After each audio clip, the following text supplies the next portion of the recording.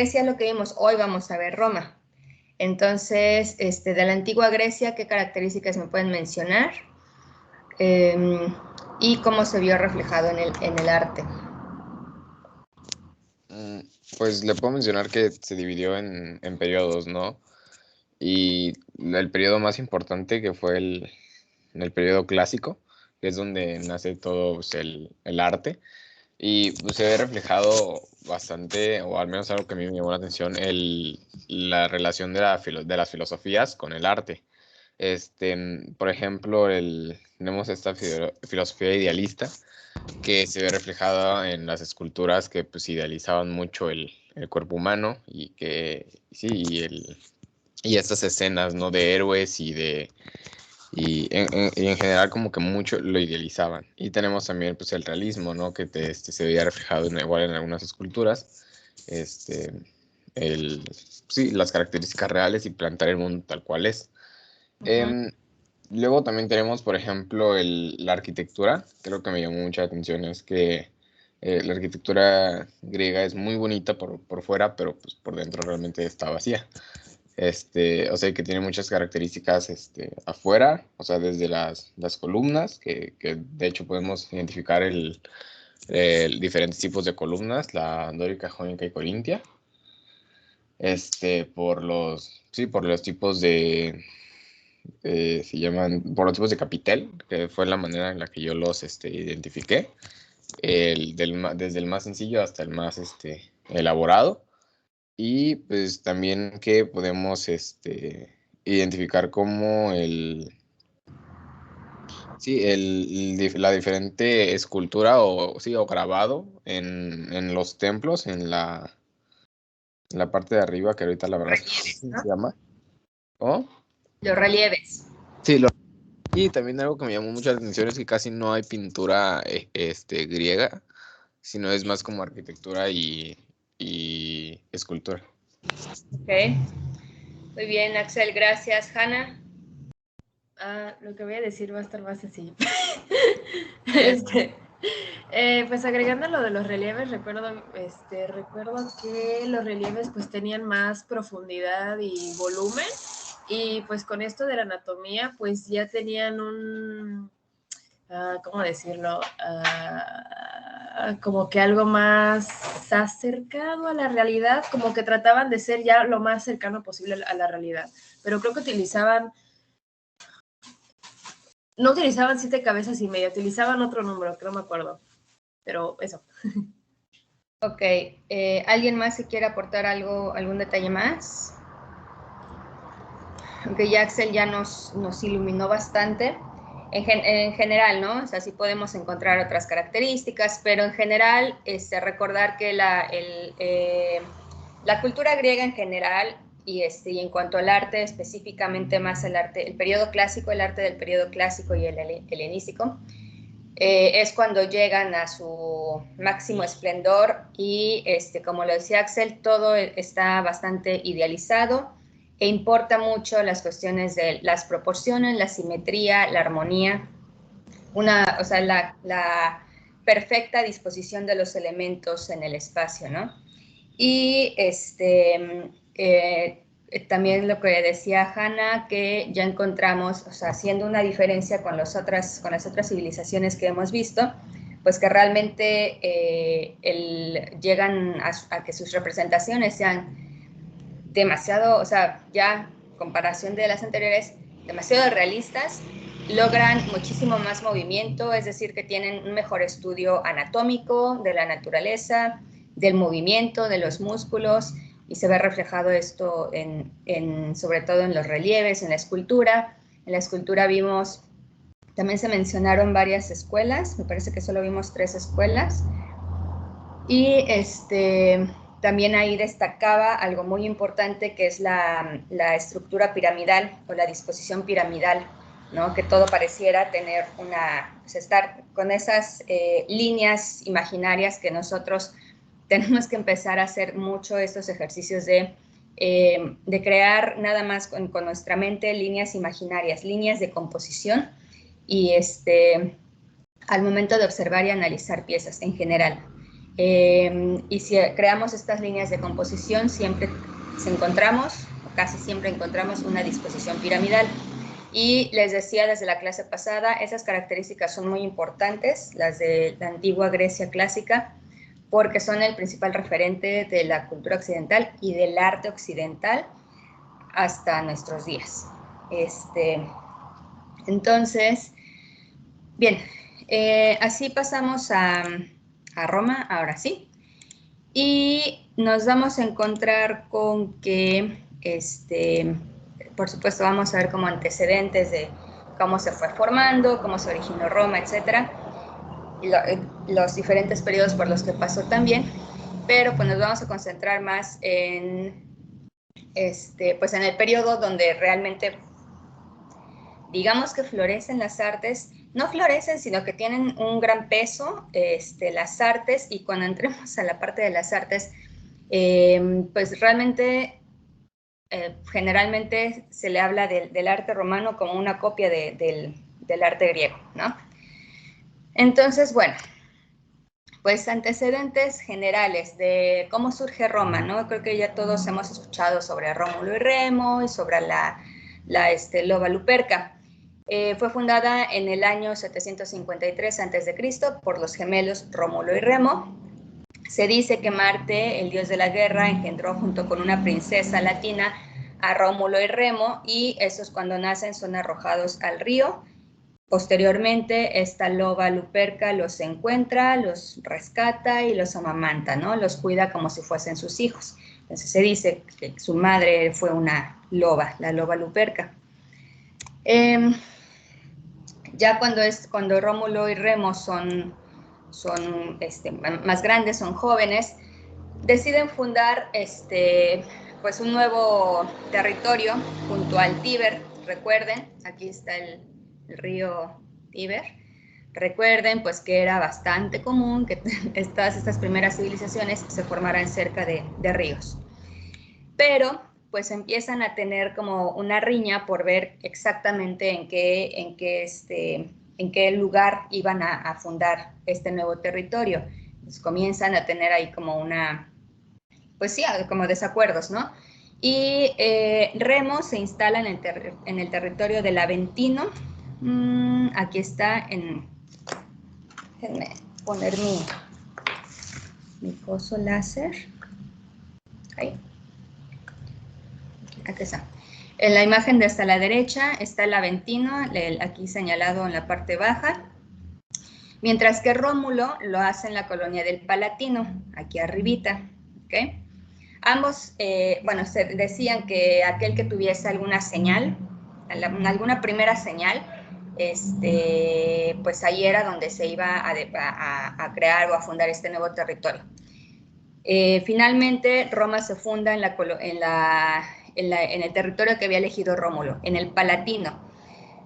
Se dice, pues, que, o sea, que incluso que Rómulo mata a Remo porque mientras que Remo vio una señal, no recuerdo exactamente quién vio qué señal, pero alguno de ellos vio una señal de pues, como aves circulando o rodeando el territorio, volando, y él decía, bueno, pues esta es mi señal. Y Rómulo también vio alguna señal, no recuerdo cuál, y dijo, pues esta es mi señal. Entonces, en el momento en el que los dos van como a encontrarse para decir, ya tuve la señal, me parece que Rómulo ya se pone como más imponente y establece que apenas cruzara el territorio del Palatino iba a ser asesinado, y efectivamente lo asesina. Finalmente, pues, Roma se funda en el territorio aquí marcado como el Palatino. Entonces, una vez ya fundado el territorio de Roma, vemos aquí como la imagen de arriba a la derecha, pues que los primeros pueblos fueron los sabinos, los primeros pueblos, ¿cómo decir? Bueno, aquí dice las primeras colonias fueron la de los sabinos y la de los latinos. Entonces, aquí resumiendo lo que dice todo este texto, déjenme quitar esto que me estorba. Ok.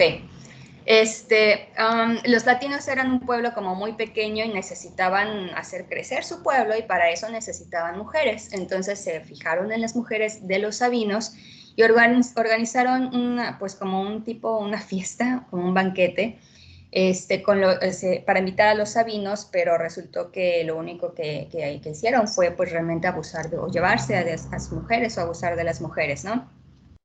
Comenzaron, por supuesto, una batalla, una pequeña guerra, y para no hacer como toda la historia larga, finalmente son las mujeres las que intervienen para que encontraran como paz, ¿no? Ante tantas muertes de sus padres y esposos, las mujeres intervienen, que es parte de esta pintura que está aquí abajo. Esta pintura es del periodo neoclásico, estamos hablando ya del siglo XVIII, que está representando precisamente la intervención de las mujeres en este enfrentamiento entre sabinos y latinos. Entonces, como se logra ya por fin la paz, realmente Roma surge de la unión de estos dos pueblos, de latinos y sabinos. Ok, ¿qué otro detalle aquí que no les esté contando? Bueno, este detalle, ¿no? Tarpeya fue una joven que fue encomendada por Rómulo para cuidar del territorio romano mientras ocurría toda esta batalla, pero Tarpeya pues traiciona a Rómulo. ¿Cómo? Pues los sabinos tratan de enamorarla, encantarla, ofreciéndole joyas, cosas preciosas, para que pudieran ingresar al territorio romano y pues pudiesen tener ventaja, ¿no? Y pues Tarpeya accedió, la enamoraron con joyas, etcétera, y entonces pues Rómulo mandó a matarla, y hay como dos versiones, ¿no? Que Tarpeya fue aplastada por los sabinos, y hay otra versión que dice que los mismos romanos, la aventaron por un precipicio que hoy se le llama Roca Tarpeya, al momento de que descubrieron su traición, ¿no? Bien. Entonces ya sabemos que Roma surge o empieza este crecimiento de los romanos por la unión de los latinos, sabinos, y más adelante se integran los etruscos. Los etruscos venían del oriente, ¿no? De Asia Menor, de Asia Menor, del oriente llegan los etruscos, y entonces se va como expandiendo el territorio y el pueblo romano. Aquí es como, como podemos ver, ¿no? Si inició únicamente en este territorio marcado como el Palatino, pues poco a poco se fue expandiendo el territorio, fue creciendo, y ahí está. Y entonces, pues bueno, ya empezamos a hablar de los periodos o las etapas en las que podemos identificar en la forma de su política, ¿no? El primer periodo, la primera etapa fue la monarquía, seguido por la república y terminando con el imperio, y es justamente en el imperio donde más nos vamos a extender en cuanto al arte. La monarquía, bueno, ocurre hasta la expulsión de su último rey, que fue Tarquino el Soberbio. Posteriormente la república, donde comienza aún más la expansión del territorio. Julio César como mandatario absoluto, desagradando al Senado, por lo que es asesinado Julio César. Y el imperio, bueno, se marca donde Octavio, hijo de Julio César, se convierte en el primer emperador romano. Esta imagen todavía es un poco adelantada, aquí lo dice, esta imagen ya es de cuando es el gran imperio. O sea, es impresionante realmente. El gran imperio romano en su momento fue impresionante. Si aquí estaba Roma y empezó a extenderse un poco el territorio, aquí imagínense, o sea, es impresionante todo el territorio que llegaron a conquistar, ¿no? Pero vamos, primero con la monarquía. Situándonos en los años, alrededor de los años 753 al 509 a.C., nuevamente aquí está marcado este pequeño territorio que todavía era durante la monarquía. Y aquí siempre hemos visto como la pirámide que nos señala la organización social. Aquí en la monarquía pues había un rey quien tenía el poder absoluto militar y religioso. Después, recuerden que habíamos visto durante la clase pasada de Grecia que también encontrábamos ya una distinción en la parte política o bueno, que surgía, era como los inicios de la democracia, ¿no? Ya hay un cambio, a diferencia de civilizaciones anteriores, un cambio en la estructura social para la toma de decisiones.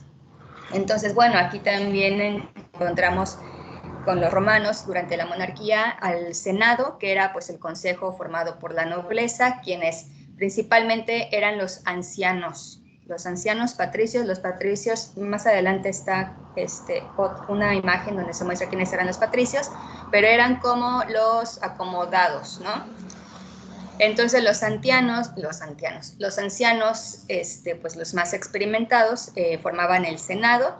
Después estaban los sacerdotes, también sí es una similitud con otras culturas, otras civilizaciones, que los sacerdotes siempre pues están como en arriba de la pirámide. Y los sacerdotes igual, ¿no? Siempre hay una estrecha relación entre la política y la religión. Los sacerdotes aconsejaban al rey. También eran vistos incluso como adivinos del futuro, ¿no? Después venían ya el pueblo, que pues estaban obligados, sometidos a la obediencia del rey, y finalmente los esclavos, que eran llamados libertos, aquellos esclavos que de alguna manera eran liberados, ¿no? Aquí está precisamente lo que les mencionaba. Los patricios eran... Hoy podríamos, siempre hago este ejercicio, no sé si sea correcto, pero creo que según yo es como fácil de ubicarlo, de entenderlo. Hoy podríamos decir que los patricios pues son, no sé, los fifís, ¿no? De nuestra actualidad. Son la gente acomodada, ¿no? Los de la clase social alta, podríamos decir.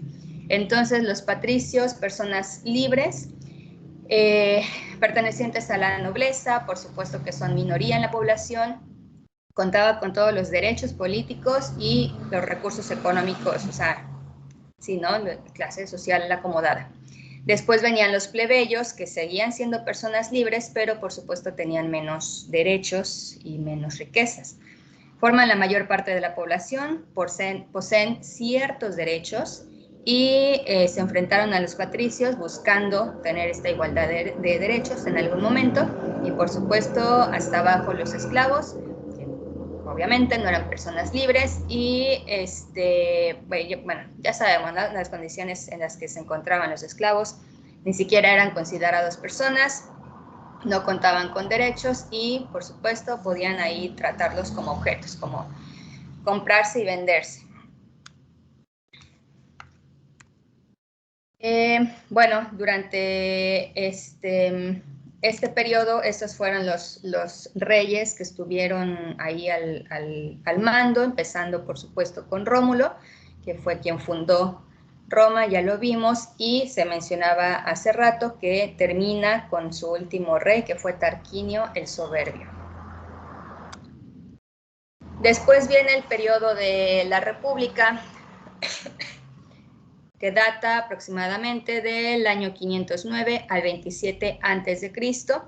Y aquí, en la forma del gobierno, el poder estaba marcado por tres organismos principales, ¿no? Tres órganos o instituciones principales.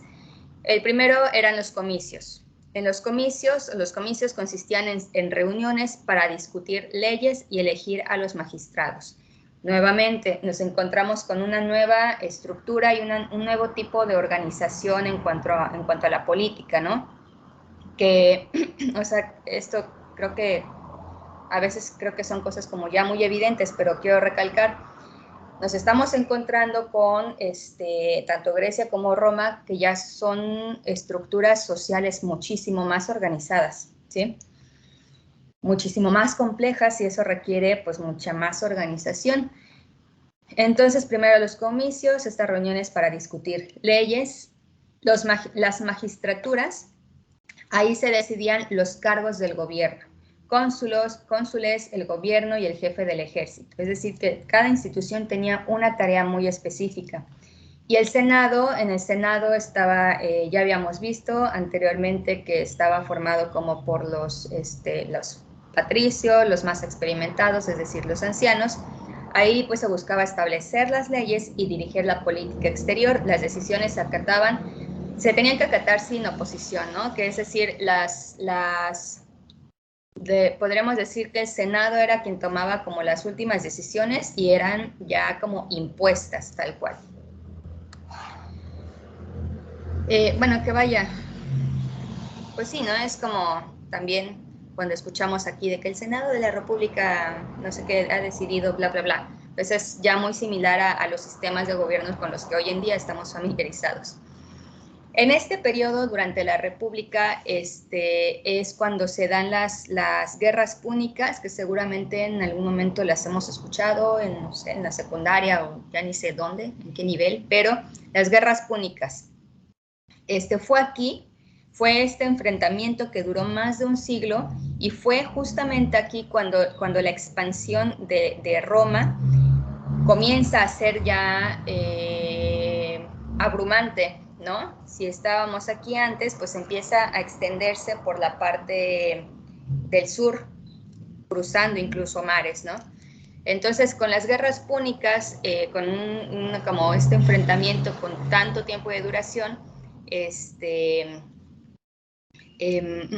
empieza a extenderse el territorio, aún no, digo, ya es bastante como se muestra aquí, pero aún no era tan impresionante como lo llegó a ser durante el imperio, ¿no? Aquí situados, a ver, en el año 64, decíamos aquí, se da hasta el año 27 a.C. Es decir, que en el año 64 a.C. No se ve completa la imagen, pero al menos ya nos está dando una idea de cuánto más se fue expandiendo, ¿no? Y llegamos al periodo que más nos interesa por la cuestión del arte, el Imperio Romano, que data ya del año 27 a.C. y se extiende hasta el 476 después de Cristo. Se mencionaba anteriormente, Octavio, hijo de Julio César, obtiene el poder de emperador y se le da el título de Augusto. Muchas veces escuchamos el nombre de Augusto como el emperador Augusto, más que un nombre como nuestro nombre de pila, era el nombre, más bien como el término que se le otorgaba a los emperadores. Sí, como el término Augusto ya señalaba o ya significaba que era el emperador, ¿no? Elegido de los dioses significa Augusto, por eso es el título que se le daba a los emperadores, ¿no? Y más que su nombre era como un título. Por supuesto, el emperador presidía el Senado. Ya habíamos visto que el Senado era pues este órgano que tomaba como las últimas decisiones. Por supuesto, o sea, pues era también el máximo, el absoluto, que tenía el poder absoluto, ¿no? Era jefe del ejército. Recordemos que también estamos en un periodo en el que los ejércitos ya son sumamente importantes dentro de la estructura social y muchas veces se encuentran incluso sobre el pueblo mayoritario, pues porque es un periodo de constantes batallas y era muy importante tener ejércitos formados y bien preparados, ¿no? También es el máximo representante religioso y, pues, o sea, como lo mencioné, tenía el poder absoluto. Es durante el siglo I y II. A ver, pongan atención aquí porque la siguiente clase que comencemos a ver ya el periodo medieval, que es muy extenso, vamos a necesitar 2 clases para ver el periodo medieval, y aún así nos quedamos cortos, pues fue un periodo de 10 siglos, ¿no? Y los antecedentes de lo que vamos a ver de todo el periodo medieval, que data desde el siglo V, realmente tenemos que hablar de los antecedentes, y los antecedentes van desde el siglo I, 2 y 3 ya después de Cristo. 2 y 3, más que nada. Entonces, nada más les digo, pongan atención porque aquí ya estaríamos hablando de temporalidades que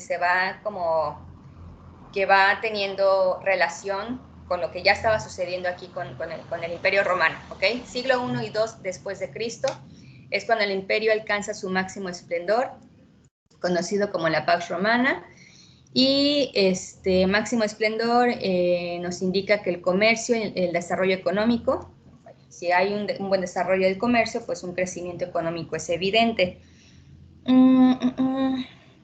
Bueno, en el siglo III hay una crisis por invasión de pueblos. Recordemos que hay muchos pueblos bárbaros, entendiendo como pueblos bárbaros, pues los pueblos que no estaban civilizados aún, ¿no? Eran rebeldes que eran quienes principalmente llegaban a atacar territorios, ¿no? A invadir territorios. Pueblos bárbaros, vamos a asociarlo con pueblos no civilizados, ¿no? Y bueno, el imperio desaparece en el año 476 con la destitución del último emperador, que fue Rómulo Augusto. Ok, entonces ya estamos aquí. O sea, aquí ya tomar en cuenta que hay ciertos momentos o periodos que ya estamos hablando de después de Cristo, ¿ok? Aquí está esta imagen donde nuevamente aquí empezamos en Roma y cuánto lograron extenderse como imperio. Ok, entonces justamente durante el Imperio Romano es donde se dan tienen un mayor florecimiento las artes. ¿Por qué? Porque las artes eran usadas pues para destacar o para enaltecer la riqueza del imperio. Dice aquí, fue favorecido particularmente durante el imperio por la difusión de la riqueza y por, obviamente, mostrar el gusto por el lujo, con fuertes influencias etruscas y griegas. Y sí, vamos a ver, la influencia griega es impresionante. De hecho, en la parte de la escultura, los romanos no tuvieron originalidad, hacían literalmente réplicas de las esculturas griegas. En las ciudades del imperio se levantaron monumentos y edificios públicos. Más adelante lo vamos a mencionar nuevamente, pero los romanos del imperio romano destacaron más que en la escultura y en la pintura, destacaron en la arquitectura y en el desarrollo de la ingeniería y con los mosaicos. Bueno, edificios públicos majestuosos, decorados con pinturas.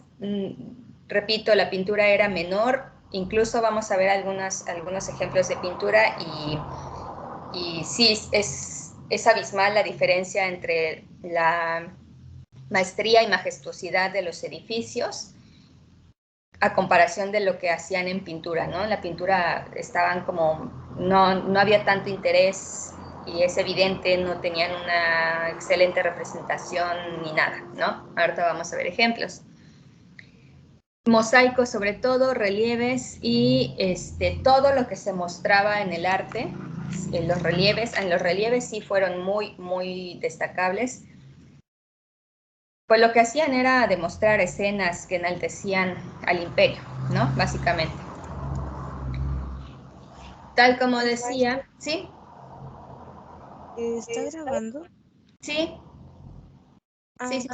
Gracias. No sé si les aparece ahí, pero sí, según yo sí estoy grabando. Sí puse a grabar hace un ratito. Sí, me dice que sí estoy grabando.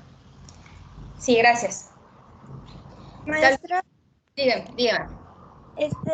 ¿verdad que lo de la arquitectura, o sea, que ellos como que se lucieron más en la arquitectura y así, de que le echaron más ganas, fue porque como que ellos estaban mucho más centrados como en la parte del gobierno, ¿no? Como ahorita que llega un nuevo presidente y dice, no, yo voy a construir esta carretera y cosas así, Por eso ellos igual hacían muchas construcciones arquitectónicas, porque era como su forma de decir, esto se hizo cuando yo fui el emperador, y cosas así.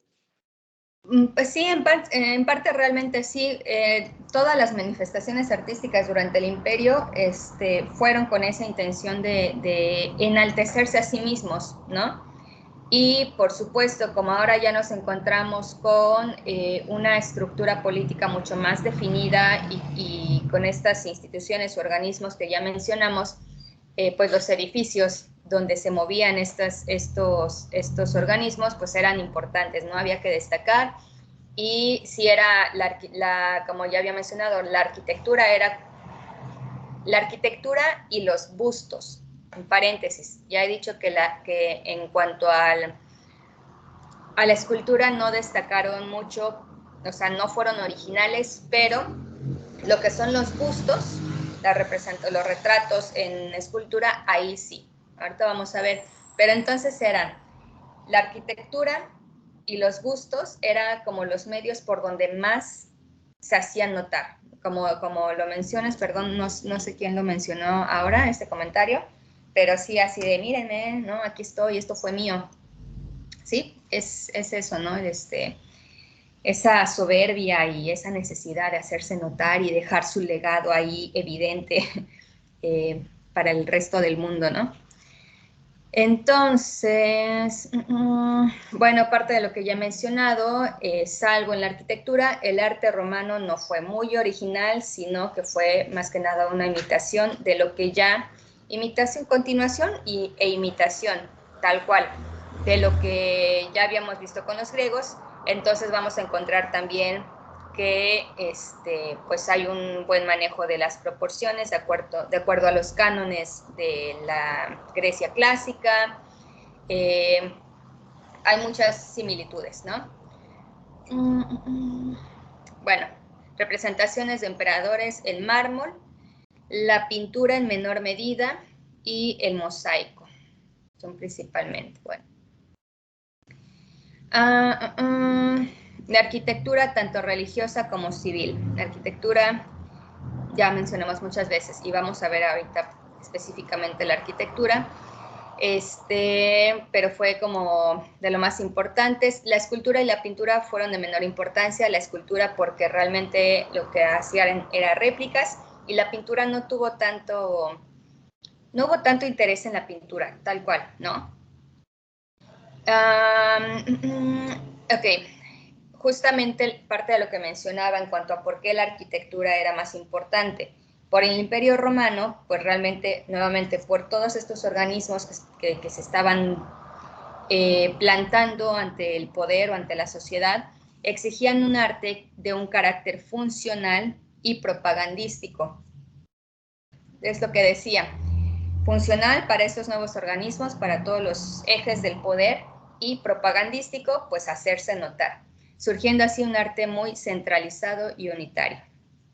Estos que vemos abajo son mosaicos romanos. Por supuesto, los vemos y dirán, ahí se ven rarísimos, ¿no? O sea, no se ve ningún tipo de perfección alcanzada, pero bueno, tomemos en cuenta que no es lo mismo hacer un mosaico, plasmar una imagen en mosaico con estas pequeñas piececitas que se les llama estelas, que plasmarlo en pintura, no en escultura. Entonces, en cuanto a los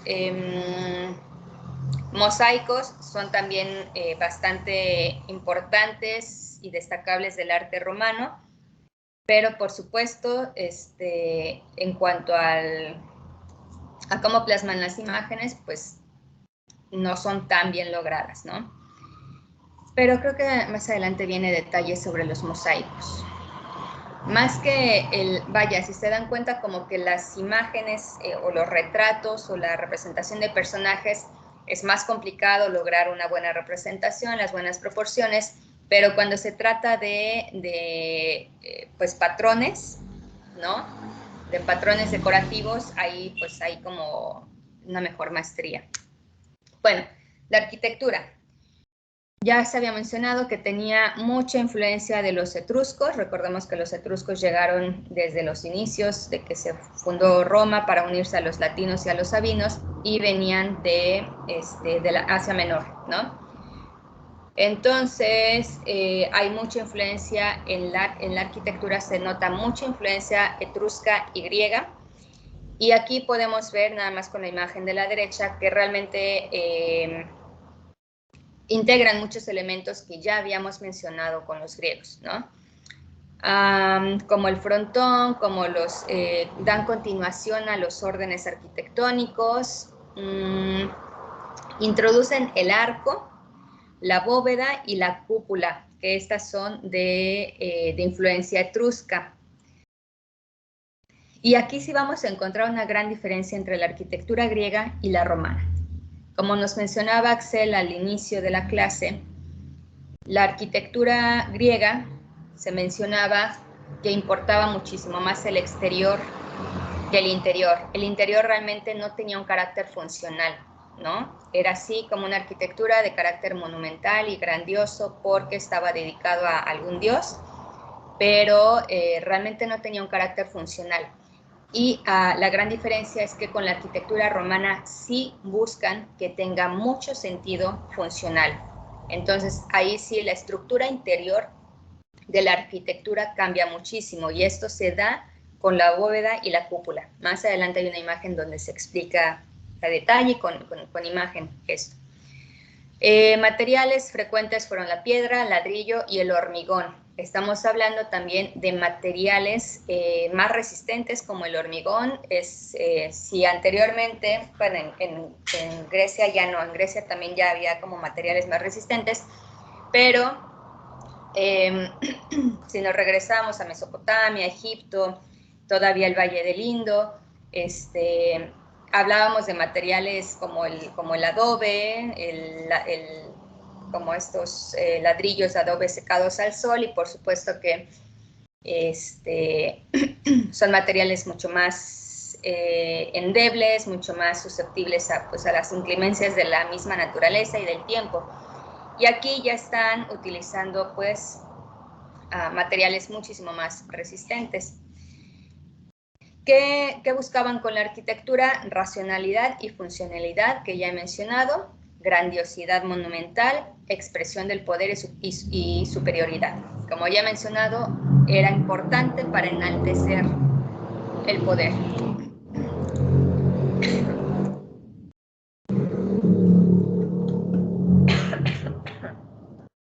Ok.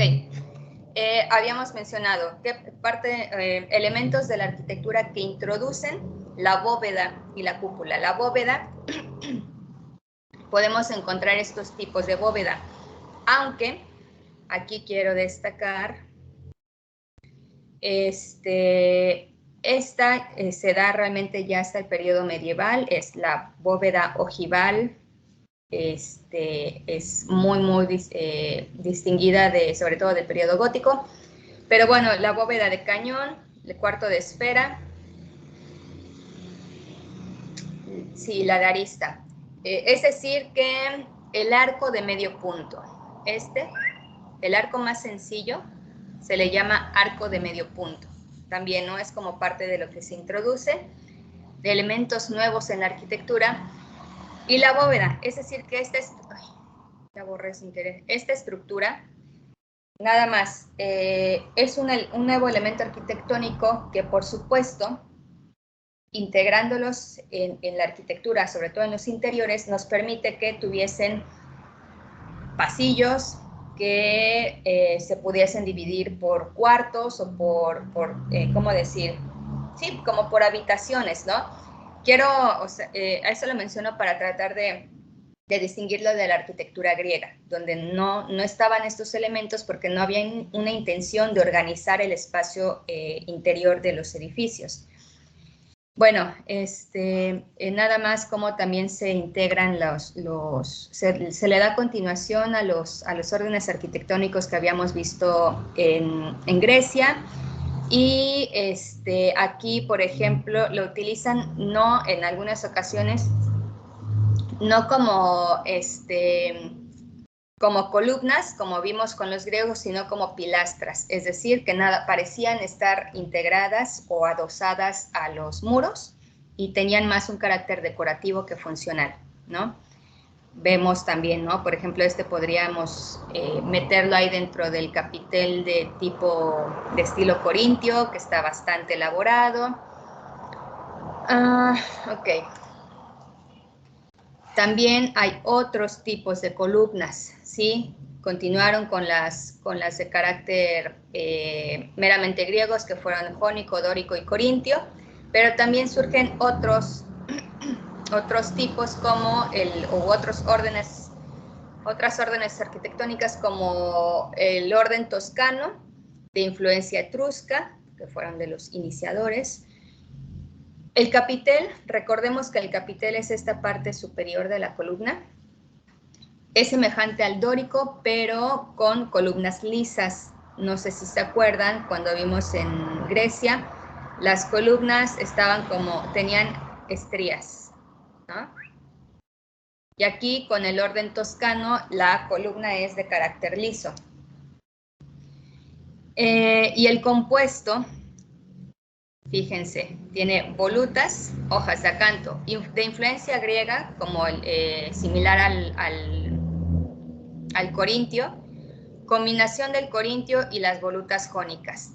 En el corintio, cuando vimos a la Grecia clásica y los órdenes arquitectónicos, el capitel corintio también encontrábamos en algunas ocasiones las volutas, pero tenían menos protagonismo, estaban como más pequeñas. Y aquí en este orden compuesto realmente relucen las volutas y además las hojas de acanto. Las hojas de acanto son de corintio, ¿no? Son del capitel corintio, y las volutas son de carácter jónico. Y aquí en este compuesto ambos elementos relucen, ¿no? Como pareja, de manera pareja. Aquí está la imagen que quería mostrarles para entender cómo la integración de estos nuevos elementos, como la bóveda y la cúpula, permite que el espacio interno de los edificios tenga una mejor organización. Sus espacios son pensados de manera centralizada, procurando una simetría guiada por la cúpula. Es decir, que también hay una influencia griega buscando la simetría. La cúpula les permite esto, ¿no? Muchas veces la arquitectura de las diferentes civilizaciones y culturas, los elementos o la disposición de los elementos arquitectónicos en muchas ocasiones tiene mucho sentido con la ideología, ¿qué otra cosa iba a decir? Con la ideología, con el tipo de pensamiento de la época. Aquí estamos hablando desde la antigua Grecia, que pues hay más racionalidad, ¿no? También desde la antigua Grecia hablábamos de que está el humanismo, donde entonces sí importa la religión, pero primero se sitúa al hombre como lo más bello y la máxima perfección del universo, ¿no? Como que todo gira en torno al hombre. Y aquí quiero destacar porque la cúpula, que también la vamos a ver con gran importancia en el Renacimiento, la cúpula nos ayuda o ayuda en la arquitectura a que el hombre se sitúe en el centro, ¿no? En el centro del edificio, y entonces el hombre es el centro, el eje principal. O sea, son esos elementos que siguen destacando la racionalidad del hombre y la importancia del hombre como individuo ante el mundo, ¿no? Entonces, bueno, también era bastante común que en un mismo edificio se utilizaran diferentes órdenes arquitectónicos. Los romanos aportan la superposición de órdenes, ¿no? Por ejemplo, en la parte baja, aquí vemos, se señala, hay un capitel o una orden de carácter toscano, ya veíamos que era un capitel muy sencillo y de columna lisa. Después vemos el jónico, que si hacemos un acercamiento se alcanzan a ver un poco ahí las volutas. Y finalmente el corintio, que lo vemos más elaborado el capitel. Permítanme un segundo. Ay, no puedo. Ay, no pude mover. Bueno. Otro ejemplo de el uso de estos nuevos elementos. Perdónenme. A ver, déjenme toser a gusto.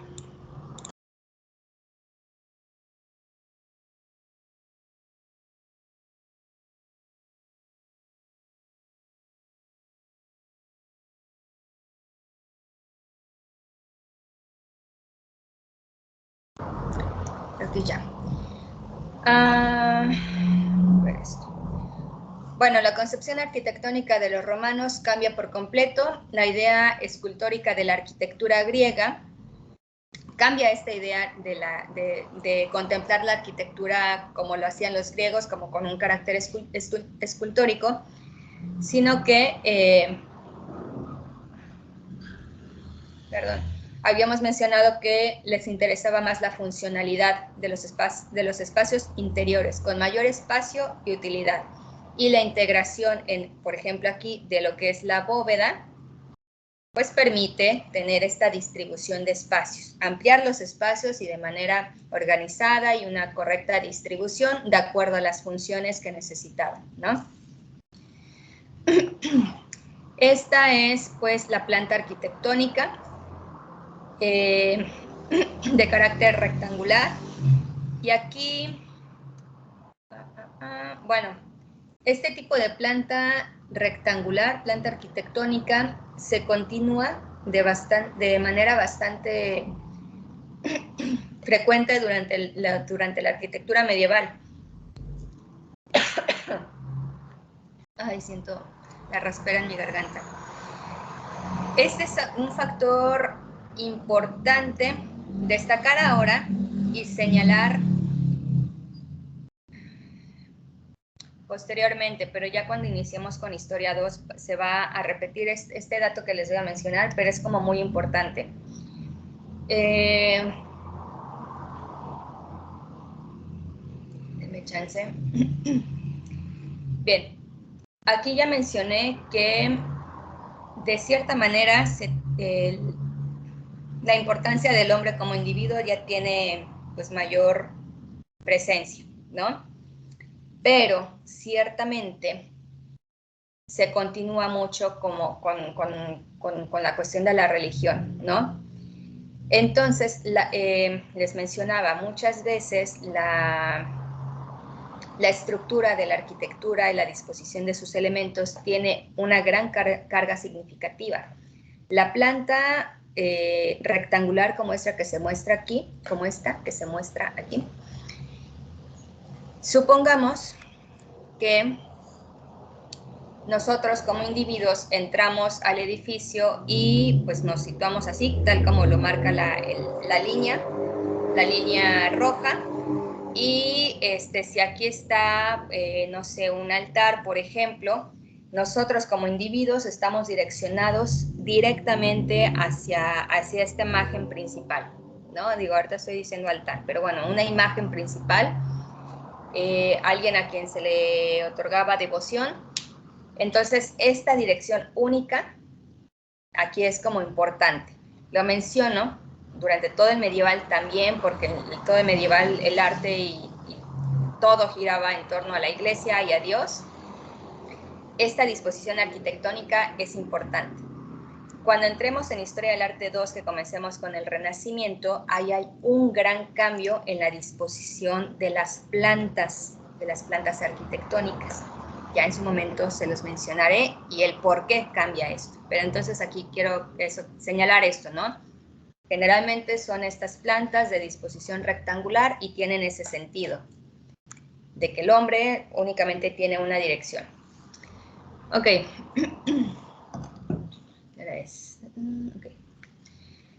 Bueno, hablábamos de que hay arquitectura de carácter civil, arquitectura conmemorativa es muy importante y arquitectura de carácter religioso. La basílica realmente pues tenía una función muy distinta a lo que hoy, el término que hoy conocemos, ¿no? La basílica generalmente, actualmente ya la asociamos pues con la iglesia, pero aquí realmente la basílica tenía un carácter de administración comercial, sede de administración de justicia, centro de reunión para las relaciones comerciales, diversos negocios y lugar de encuentro. Era como el edificio principal para, repito, para otro tipo de actividades no meramente religiosas como lo entendemos hoy en día. Y bueno, una imagen de la Basílica Romana en Magencio que podemos ver pues su monumentalidad realmente. O sea, aquí en la parte baja podemos ver ahí unas personitas. Entonces, sí, ¿no? Para tener idea de la monumentalidad de estos edificios romanos, aquí, o sea, podemos notar inmediatamente las bóvedas, que son, ya lo he mencionado, un nuevo elemento arquitectónico que ellos utilizan. Y he señalado, este es el arco de medio punto, porque después vamos a ver otros tipos de arcos. Otra imagen, vaya al mismo espacio, pero desde otra perspectiva.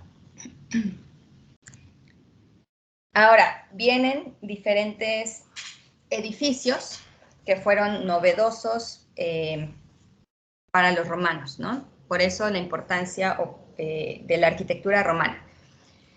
También surgen las termas, que las termas eran grandes edificios dotados de instalaciones para baños fríos, templados o calientes, destinados al uso público. También había salas para diferentes usos, ¿no? Como conferencias, salas de deportes y juegos.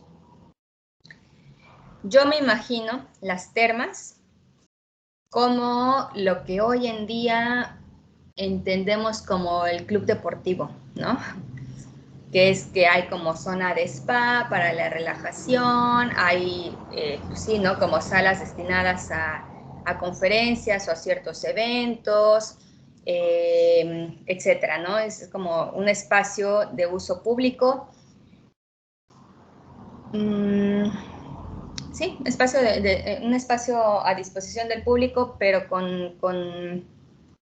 ya se me olvidó lo que les iba a mencionar, con una finalidad, podríamos decir, entre de recreo, pero, por ejemplo, la parte de los deportes, recordemos que desde la antigua Grecia, la cuestión atlética era muy importante, ¿no? Por ahí mencionábamos que tenía mucho que ver la figura o la imagen del cuerpo atlético con la disciplina, y la disciplina reflejaba pues como la inteligencia, porque importaba mucho la razón. Entonces, bueno, las termas, a mí o sea, leo y como que uno investiga sobre las termas, y yo les digo que ese es el ejercicio que siempre hago a mí me ayuda, ¿no? A relacionar o a aprenderme ciertos datos. Pero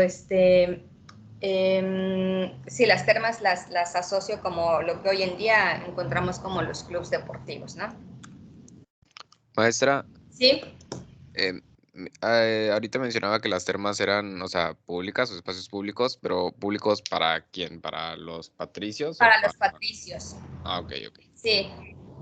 Sí, recordamos que los plebeyos pues no contaban con todos los derechos o los mismos derechos, ¿no?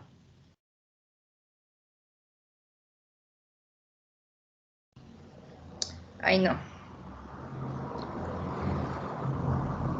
Bueno, esta es una terma de Caracalla como podemos encontrarla actualmente, es lo que queda, y ya saben que siempre encontramos recreaciones digitales que nos dan una idea de cómo eran, y realmente se muestra con un gran lujo, ¿no? O sea, una belleza arquitectónica, el lujo de los materiales también, la integración de la escultura para enaltecer todavía más la arquitectura.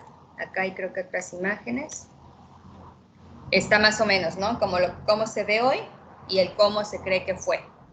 Y pues sí, o sea, repito, una grandeza no solo por el tamaño, sino por la gran presencia y la gran, ¿cómo decirlo? Pues lo hermoso que eran los edificios y en el carácter decorativo y sobre todo con el lujo que demostraba. Esto es como se encuentra hoy en día y la recreación de cómo se cree que fue originalmente.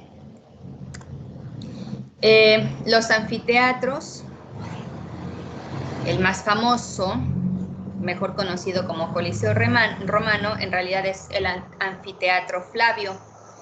Los anfiteatros, en los anfiteatros más bien, se localizaba una pista aquí en el centro, donde se realizaban luchas entre gladiadores, diversas actividades, ¿no? Como luchas entre gladiadores, gladiadores con fieras y hasta pequeñas batallas navales. Este espacio central tenía una estructura, vean, ahí la gran importancia, perdónenme la vida, la gran importancia y donde realmente se refleja la maestría que alcanzaron en la arquitectura y en la ingeniería, porque ese espacio central de lo que hoy conocemos como el Coliseo Romano, que es el anfiteatro Flavio, tenía una estructura en la parte interna que si había como, si el evento era como una batalla naval, realmente se podía colocar agua ahí, ¿no? De planta elíptica o circular, rodeada de graderías para la fácil contemplación del evento, del espectáculo, desde cualquier ángulo. Vamos a ver, hay otra imagen. Ahora lo vemos y pues realmente no entendemos cómo demonios funcionaba, pero sí aquí se nota la importancia del desarrollo de la ingeniería porque son como, no sé, como pasillos debajo donde posiblemente circulaban estas fieras para los enfrentamientos con gladiadores y que creo que tengo una imagen, una recreación digital, sí, de cómo realmente se podía tener agua en ese espacio y hacer estas batallas navales, ¿no? Bien. Los circos, me parece que ya lo habíamos mencionado con los griegos también, imitación de los estadios, no estoy muy segura, pero bueno, también es de influencia griega, imitación de sus estadios, muy distinto los circos romanos a lo que hoy conocemos como circos, nada que ver. En los circos tenía pues esta disposición súper elíptica y alargada. Ahí se efectuaban competencias de carros, caballos y otro tipo de competencias pues atléticas. Los circos realmente, digo, no sé exactamente qué película, pero ha habido muchas películas de esta época donde las batallas principales se efectúan en los circos, ¿no? Ben-Hur. ¿Dónde? Maestra. Sí.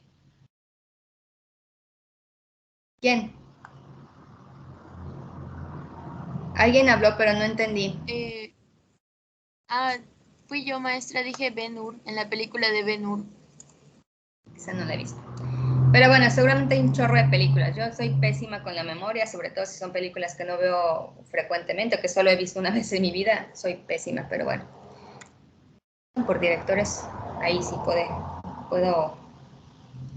puedo defenderme. Teatros también, ¿no? Sí, los circos no me acuerdo si se mencionaron con los griegos, pero los teatros sí. Sí, los teatros sí. Tienen la misma disposición, ¿no? Ya lo habíamos visto, la misma disposición. También es una copia, una continuación de lo que ya tenían los griegos. Y pues nuevamente para la representación de dramas, ¿no? Ya habíamos visto que... ¿Habíamos visto o no, yo ni sé. Pero bueno, se sabe que la disposición elíptica de los teatros ayuda a la acústica, ¿no?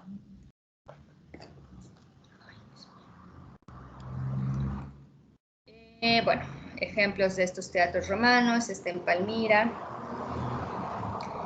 Lo que sí me parece que eran de disposición más pequeña que los teatros griegos.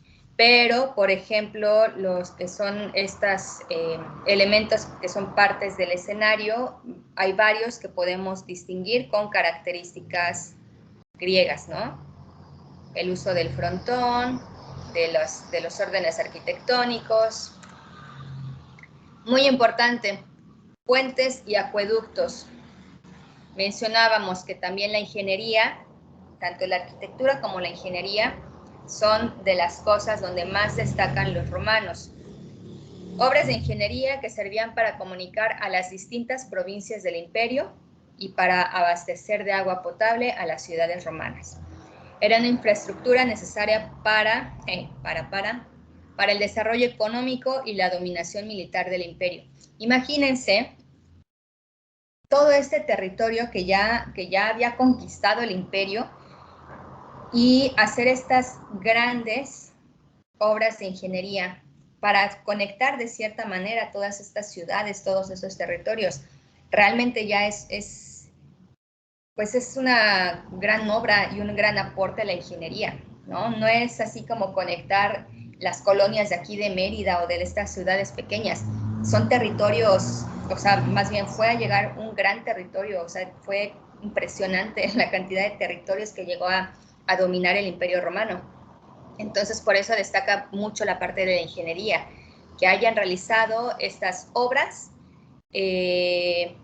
para abastecer tanto territorio de agua potable, etcétera, ¿no? Mencionábamos atrás también la importancia de los edificios, no sé si había otro término, pero edificios de carácter, o arquitectura más bien de carácter conmemorativa. Aquí vamos a entrar a eso. Estaba el foro, que podemos asociarlo con lo que hoy en día aquí en Mérida conocemos como la Plaza Grande, ese primer cuadro, o en la Ciudad de México como el Zócalo, y así cada ciudad tiene como su lugar central donde se ubican los principales edificios, ¿no?, del poder. Eso era el foro en la antigua Roma. El centro de toda ciudad romano lo constituía el foro, que es donde se concentraban las basílicas, los templos, los arcos y columnas conmemorativas. Ahorita vamos a ver qué son estos. Y es decir, así vamos a hacer la comparación, así como con la antigua, con la antigua Grecia, que la Acrópolis era donde se concentraban estos edificios principales de poder. En el caso de los romanos se le denomina foro y estaba al centro de las ciudades. Este es un ejemplo, acá abajo podemos ver, ¿no?, la distribución de los espacios, el foro de Trajano. Todo este espacio era el foro.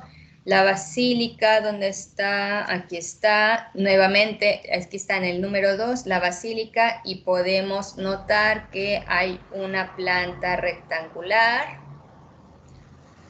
La biblioteca o bibliotecas, recordemos también que ya de los antiguos griegos y romanos, pues con este sentido de la racionalidad, pues hay mucha...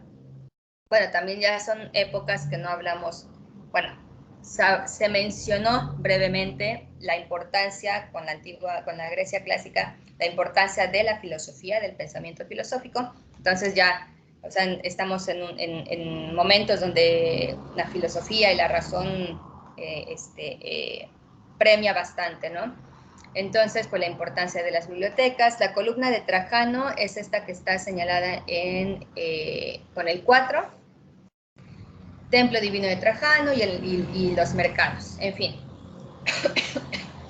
Es decir, que aquí en el foro se concentraban esos principales edificios.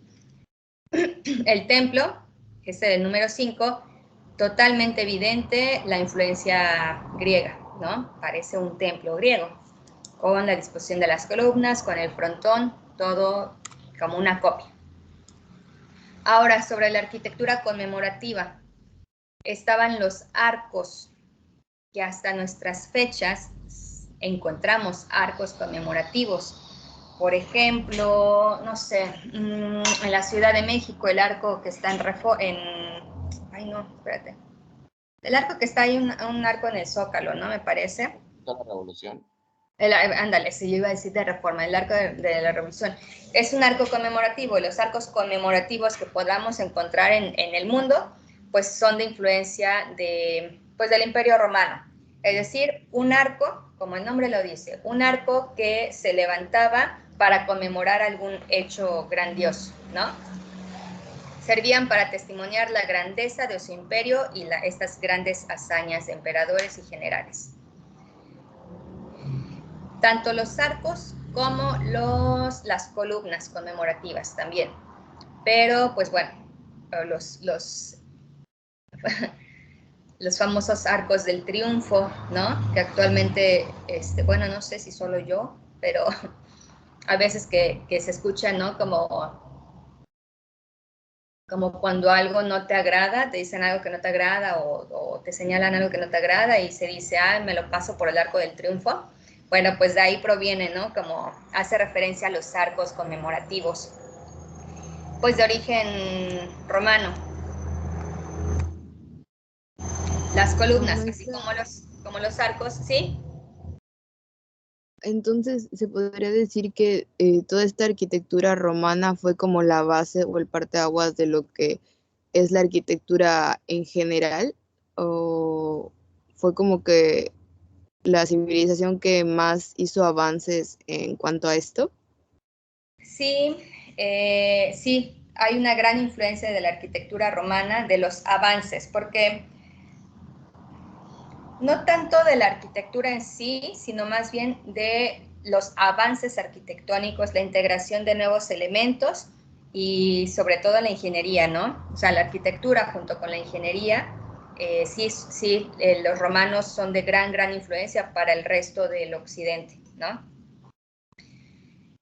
Veíamos los arcos y de la misma manera se levantaban columnas, columnas conmemorativas, como esta, una de las más famosas, la de Trajano, donde destaca de manera impresionante el trabajo de relieve. Decía al inicio, lo que es la escultura no destacan mucho, pero lo que es el relieve es impresionante el trabajo de los romanos. Absolutamente toda la columna está... no se puede mover esto. Está repleta y de una manera, ¿cómo se dice?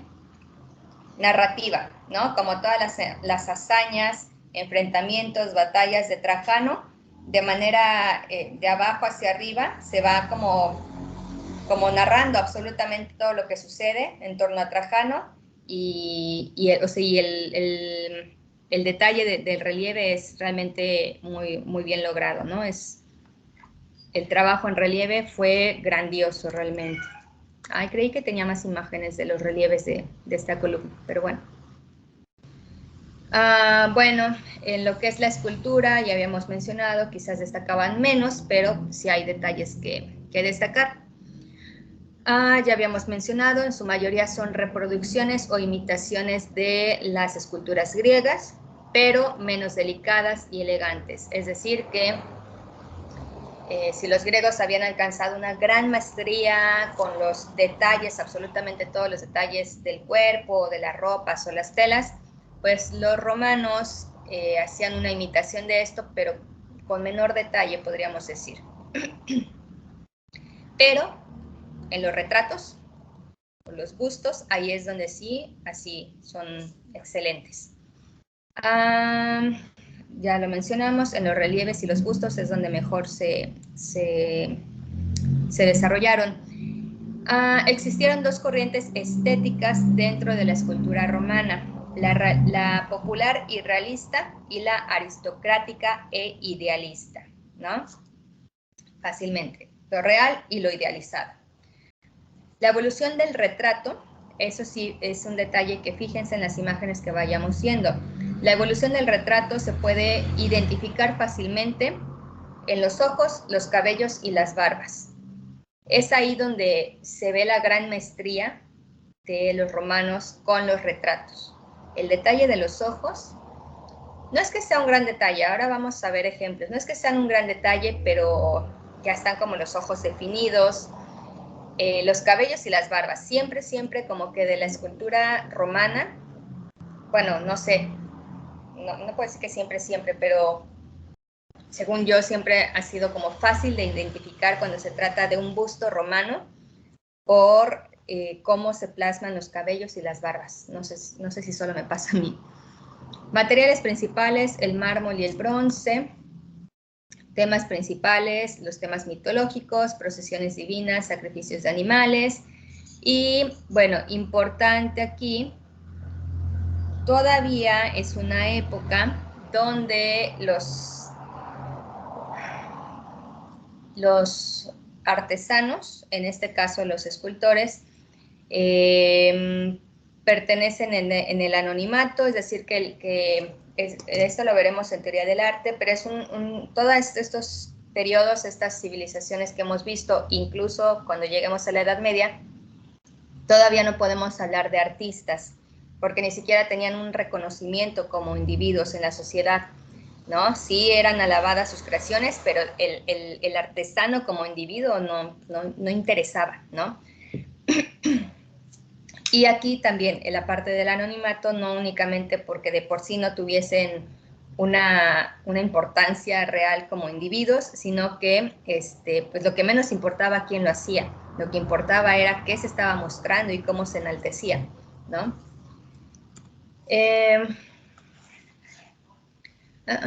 Bueno, aquí podemos empezar, empezar a ver este detalle de los cabellos muy, muy elaborados. El realismo romano durante la época de los Flavios, dotando los relieves de un carácter pictórico con un notorio perfeccionamiento de los claroscuros y el uso de varios planos. Si comparamos, por ejemplo, con los relieves que veíamos de los mesopotámicos, por ejemplo, a ver, estoy tratando de recordar, bueno, es que en los relieves destacaban mucho los mesopotámicos, pero realmente veíamos una disposición totalmente plana, no había una intención de demostrar diferentes planos, ni mucha profundidad, ni nada, ¿no? Ya la gran diferencia, aquí sí, hay tanta maestría en los relieves. Estamos hablando de que la antigua Grecia y el Imperio Romano realmente tienen un gran interés por la apreciación estética. Punto importante, sí. Aquí estamos viendo una gran maestría en cómo se plasman, en cómo se representan, considerando proporciones, considerando los juegos de luces y sombras y el efecto que daba a la escena. Eso estamos hablando de una gran apreciación e interés por la estética, cosa que se pierde en la siguiente clase que entremos en el medieval. En el medieval desaparece el interés estético. Entonces, bueno, veíamos esto, uso de varios planos, decoración con medallones, pájaros, hojas de acanto, elementos. Las hojas de acanto, ¿no? Son muy, muy famosas, o los laureles. Los retratos presentan un ligero movimiento lateral de la cabeza y el tamaño en general aumenta. Nada más este pequeño movimiento lateral de la cabeza, como el que se muestra aquí arriba a la derecha, eso ya es como un gran avance, ¿no? Porque poco a poco, mientras que antes encontrábamos imágenes o representaciones muy rígidas, estos ligeros movimientos, aunque sea muy ligero el de la cabeza, la inclinación de la cabeza o el giro, de verdad habla muchísimo de la maestría y el manejo de las técnicas, en este caso de los escultores, ¿no? O sea, es llegar un nivel más al realismo, ¿no? Bueno, hice un rayón ahí sin querer, pero bueno, aquí es donde podemos ver gran detalle en los bustos, el trabajo en los cabellos, en las barbas y los ojos, y por supuesto, como son bustos, siempre vemos como estas togas romanas que también nos ayudan a identificar inmediatamente cuando se trata de un busto romano. Representaciones colosales, detalle en los ojos, es lo que mencionábamos. No es que sea súper detalle, pero para esa época era, wow, o sea, el ya definir como los párpados, el iris y la pupila, ya era como se le estaba dotando de más detalle. Los pelos y barba, naturalismo en la forma, mencionábamos incluso estos pequeños giros, estos pequeños movimientos, le daban más naturalismo, más realismo a las figuras. El trabajo de las mantas o las telas en general, se puede ver también un muy buen trabajo en la caída de las telas. Y bueno, esto ya lo habíamos mencionado, los relieves con una carga narrativa, como la que mostré de la columna de Trajano. Más sobre los bustos, porque es donde realmente sí destacaron. Bueno, ya hablábamos de que el arte destaca en el imperio para enaltecer su grandeza, tiene un gran carácter propagandístico. Entonces los bustos pues eran principalmente de los emperadores y sus familias. Son retratos que procuraban el cuidado de la fisionomía de la persona, es decir, este carácter naturalista y realista sí tiene un gran peso para los retratos del Imperio Romano. El cuidado de la fisionomía. El simple hecho de marcar, por ejemplo, que si el párpado caído o que si las ojeras marcadas o que si, no sé, los cachetes más prominentes es decir, que realmente corresponda pues a la persona retratada, ¿no? Entonces aquí es aquí donde destacan mucho en el trabajo, sí, de los cabellos, las barbas, pero en cuidar también la fisionomía del retratado, es decir, que hay mayor naturalismo y procuran más el realismo. Bueno, el carácter realista. Bueno, el hecho de que cuidaran tanto la fisionomía de las personas conlleva a que muchas veces se representaba la fealdad de las personas, ¿no? Y justamente lo que decíamos, en cuanto a los bustos romanos, se acercan mucho más a la realidad que los griegos, ¿no? Los griegos básicamente todo era bastante idealizado, a excepción de, creo que un ejemplo que les mostré ahí, que sí era de carácter realista, que se veía como esta mujer demacrada, ¿no? Una anciana, en fin. Otros ejemplos, Marco Porcio, aquí, ¿no? Es un ejemplo de que cuidan tanto la fisionomía que incluso se nota el rostro como enojado, acabado, con las arrugas, etcétera, ¿no? Aquí, por ejemplo,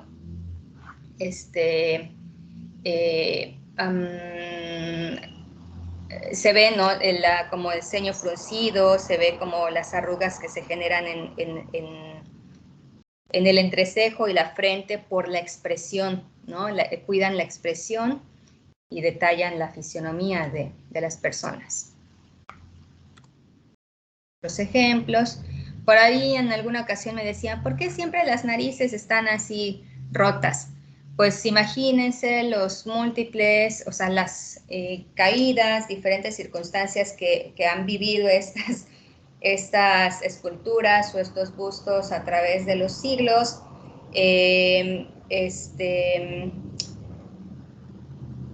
Saqueos que se han sufrido, pues obviamente las extremidades o las partes que más sobresalen, pues son las que más fácilmente sufren estas rupturas, ¿no? Esos accidentes. Entonces es por eso que muchas veces encontramos estos bustos o representaciones con las narices, pues ahí voladas, ¿no? Ah, bueno, aquí están las otras imágenes que yo quería ver, de los relieves de la columna de Trajano.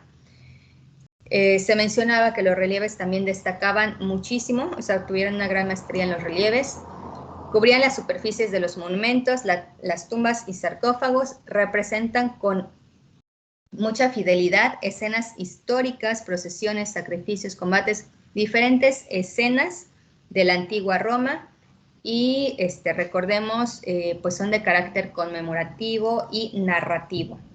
el sentido narrativo. Aquí es donde hay un punto importante. Los romanos destacan en la maestría de sus relieves, el buen manejo de la técnica, en que representan o que hay mucho sentido estético, procurando diferentes planos, cuidando pues los efectos de las luces y las sombras y el carácter narrativo, ¿no? Sin olvidar el gran sentido de enaltecer las hazañas del imperio. Bien, aquí no representa un fragmento de una representación de una batalla naval, representación de algún evento de circo, algún juego en el circo, y en fin, no solo cuestiones narrativas en cuestión de las hazañas, sino de ciertos eventos de importancia para la época, epopeyas heroicas, escenas con figuras mitológicas, dioses o escenas de la vida cotidiana, también se ven plasmados en los relieves. La pintura decíamos que no destaca tanto, realmente no destaca tanto, no fue de gran importancia como la arquitectura y los bustos. También se nota una influencia griega, hay también un uso de la perspectiva lineal. Estoy tratando de recordar si... No me acuerdo, pero bueno. Podemos ver en la pintura el uso de la perspectiva, aunque no muchas veces muy bien lograda. Bueno, en general, como toda esta influencia griega y en los hogares, a comparación de todo lo que hemos visto anteriormente, que se situaba principalmente en lugares importantes, en sitios o edificios importantes, pues la pintura como era de menor importancia, esta sí se podía encontrar en hogares. Y hubo diferentes estilos. El estilo de la incrustación, el estilo arquitectónico, decorativo e ilusionista. Diferentes temas mitológicos, paisaje, retrato, bodegones, historia. Vamos a ver ejemplos. Vean nada más, vayan viendo las imágenes y pues por ejemplo, la maestría que acabamos de ver que tenían en los relieves o en los bustos es mucho más, no es superior a lo que podemos observar en la pintura, ¿no? El estilo de incrustaciones. En imita la aplicación de mármoles helenísticos, es decir, todavía no llegamos a la parte ¿cómo se llaman? Ya se me fue la onda. Es que ya tengo aquí como que la hora. La parte de los mosaicos, todavía no llegamos, pero pero esta parte de las incrustaciones, como lo dice ahí, era como una imitación para dar un efecto. ¿Cómo podríamos decir? Como una imitación no bien lograda, ¿no? No sé si me explico. Bueno, imitación de aplicación de mármoles helenísticos. Sí, es eso, plasmar con pintura una imitación de mármoles y pues obviamente hay una gran diferencia, ¿no? Entre el acabado, entre la cuestión estética en general. El estilo arquitectónico es como, bueno, similar.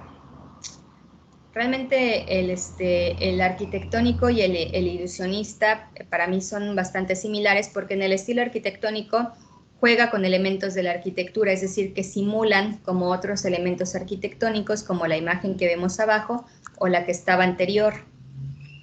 Pero a su vez estos pueden ser de carácter ilusionista, que hacen representaciones teatrales dentro de una escenografía, como ¿no? Que parece que ahí hay una escenografía, pero realmente está plasmado con la pintura como si fuese una representación teatral.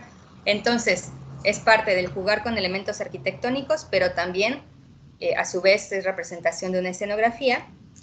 Esta es más bien de carácter ilusionista y esta arquitectónica, ¿no? Con los elementos arquitectónicos. Y el decorativo tiene un esquema más fantástico y absurdo. Y bueno, pues así podemos ver aquí las imágenes, por ejemplo, los cuerpos, ¿no? de los personajes representados. La verdad es que si comparamos con las proporciones que ya se habían alcanzado en otras, con los griegos o con la imitación escultórica de los romanos, pues realmente estas no cumplen con esas proporciones, esa exactitud, ¿no? Repito, porque la pintura tenía menor importancia.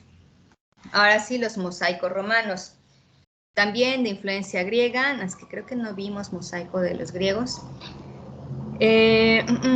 Ok, los mosaicos realmente se encuentran, y digo se encuentran porque actualmente se siguen haciendo muchos hallazgos de mosaicos romanos. Se encuentran principalmente en el pavimento, en los pisos, en los caminos, ¿no? Por ahí, eso me recuerda, por ahí, voy a buscar, hoy no voy a tener chance de buscarlo, pero lo voy a tener pendiente. Hay un video bien interesante que apenas vi, yo creo que este año, video, ¿cómo se llama? Mosaicos.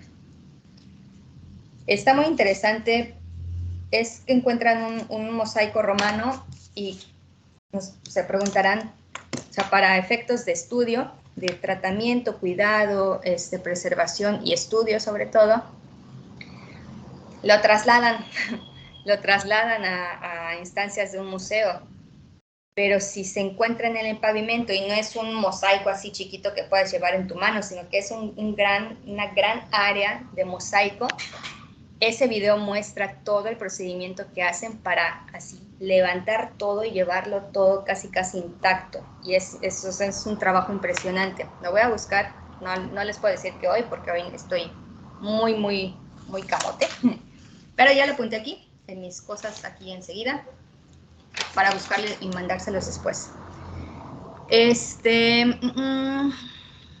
Bueno, creo que ya les había mencionado que estas pequeñas piezas con las que van creando todo el mosaico se les llama teselas. Y los mosaicos destacan mucho por los emblemas, particularmente como que en la parte central es como... pues sí, digamos que son de carácter decorativo, pero esta cuestión decorativa cuenta con estos emblemas, y los emblemas pues tienen una representación o un significado específico, pero era como bastante común, ¿no? Como se muestran en estas imágenes, ¿cómo decir? Están como el mosaico, todo el diseño general del mosaico como muy bien organizado, incluso como si fuese una cuadrícula, o también de disposición circular. El punto es que son como patrones, incluso no las cuestiones decorativas, todos son como patrones, pero siempre hay una parte donde en el centro está como, hay algún emblema, ¿no? No sé si me explico. Creo que se hace evidente y entendible con las imágenes. Y lo que les mencionaba, por supuesto que el trabajo del mosaico es muy importante y hermosísimo, bellísimo, pero bueno, creo que también es notorio pues que el trabajo del mosaico, en el trabajo del mosaico es mucho más complicado llegar a esas formas idealizadas, ¿no? Entonces, de repente encontramos figuras o formas muy extrañas, distorsionadas, incluso hasta personajes que parecieran viscos. El trabajo, el quehacer del mosaico es bellísimo, destaca mucho, pero pues es como de entenderse, ¿no? Que sean imágenes pues no tan bien logradas. Pero sí, o sea, el detalle del mosaico me parece así muy delicado, no lo sé, se me hace muy bonito. Y también como dato, vean qué bonito se ve. Pues el trabajo de mosaico del Imperio Romano se continúa incluso se perfecciona en ciertos periodos de la Edad Media. Ya lo veremos. Ok, a ver.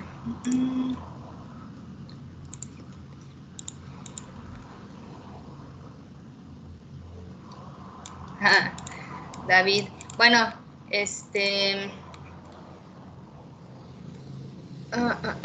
hasta aquí llegamos con Roma. Ahora, antes de retirarnos y aprovechando el tiempo, les voy a explicar, bueno, primero que nada, denme chance, la verdad es que hoy sí no dispongo del tiempo, ando súper metida de tiempo con muchas cosas, pero para que yo les ponga el material en la plataforma, casi siempre ya está ahí, voy a checar, pero no está visible para ustedes. Déjenme checar en ese momento si está. Está León. Pero lo que les quiero comentar es en qué consiste su proyecto final. Voy a checar. China, dice Roma, la antigua China del 6.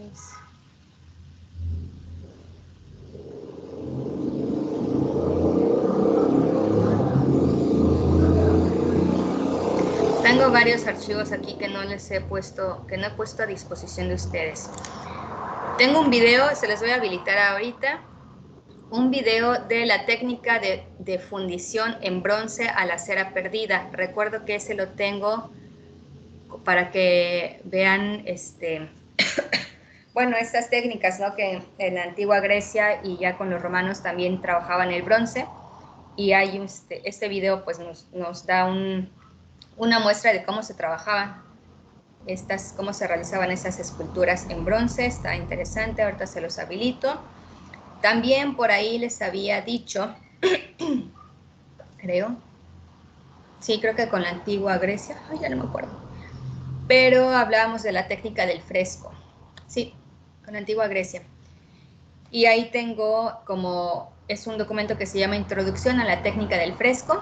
También está interesante que le echen una ojeada para ver cómo se realiza, cómo se hace la preparación del muro para realizar una pintura con técnica del fresco. Sí tengo el archivo de la antigua Roma. Y pues su hada. Ok, les voy a habilitar todo ahora.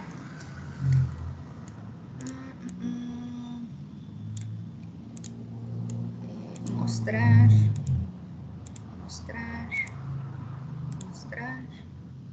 Esta es de hoy, le voy a poner la fecha de hoy.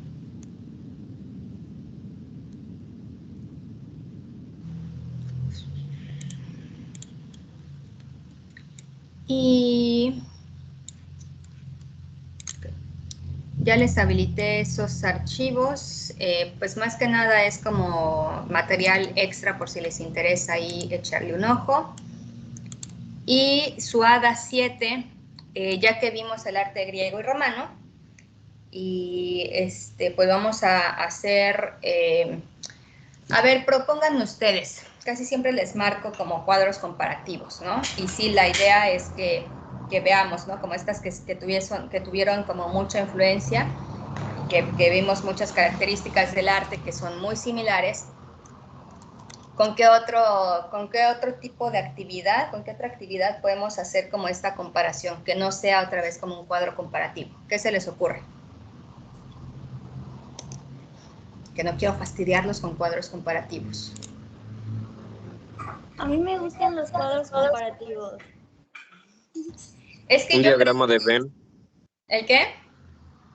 El diagrama de Venn, donde ponemos un círculo donde decimos lo que tenía la antigua Grecia y otro círculo de lo que tenía el Imperio Romano.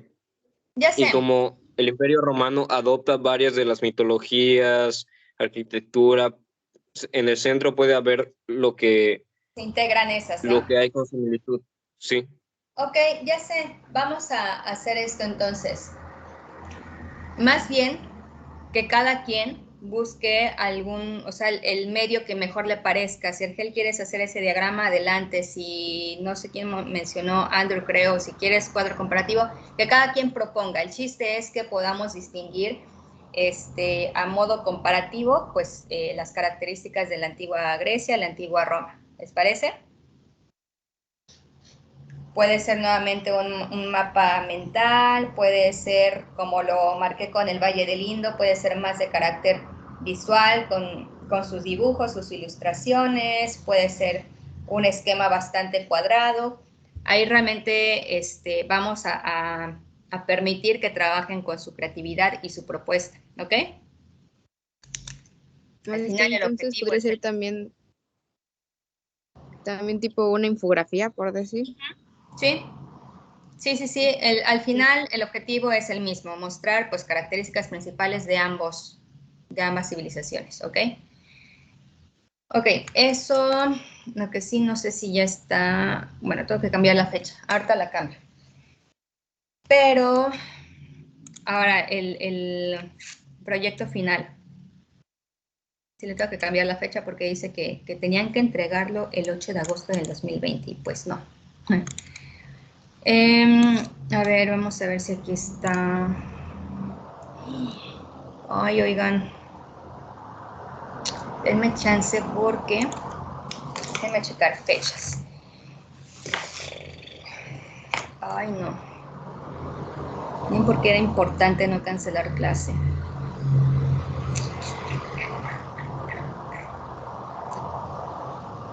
¿Saben qué? Yo creo que vamos a extender hoy, vamos a iniciar un poco con el medieval, aunque sea media hora. Porque estoy viendo 19, siguiente viernes es 19 y supuestamente yo estoy destinando 2 clases para el periodo medieval, 19 y 26.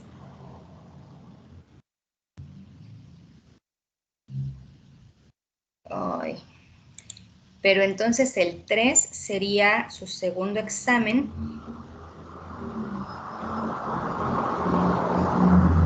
¿Saben qué? Bueno, a ver, estoy como este problema ya con las fechas, que ya son las últimas semanas, por eso me interesaba mucho no cancelar. El 3, viernes 3 de diciembre, en teoría sería nuestra última sesión, porque el siguiente viernes 10 yo ya tengo que subir calificaciones. Entonces, puede ser que 19, siguientes clases, 19 y 26, veamos el periodo medieval y destinemos el 3 para su segundo examen y para la entrega del proyecto final. Les voy a explicar el proyecto final, es en equipo, entonces creo que no sería tanta carga y si empiezan a realizar su proyecto final desde ya o con 2 semanas de anticipación, les prometo que así van a estar estudiando para su examen. Pero a ver, les voy a comentar en qué consiste el proyecto final.